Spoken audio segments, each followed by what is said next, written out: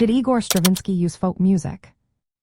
Have you ever wondered how folk music influences classical compositions? Igor Stravinsky is a fascinating case to consider. Did he incorporate folk music into his works? The answer is yes, and it is quite interesting. Stravinsky used Russian folk music extensively, especially during his Russian period from around 1913 to 1920. This period was crucial in shaping some of his most notable pieces. Stravinsky was inspired by earlier Russian composers who embraced folk tunes.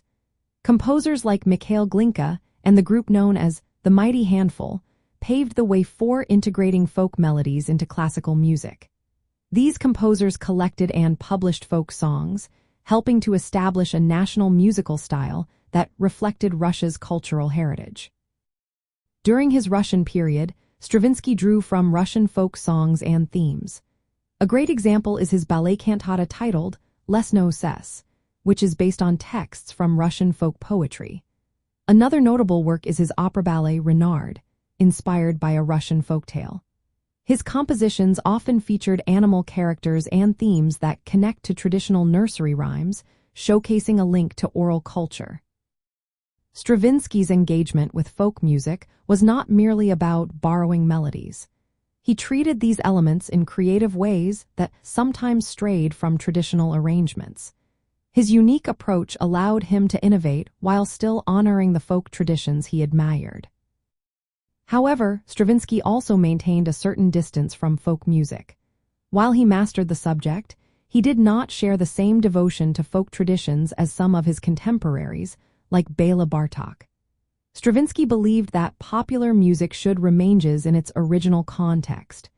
He was cautious about using it solely as a source for artistic expression.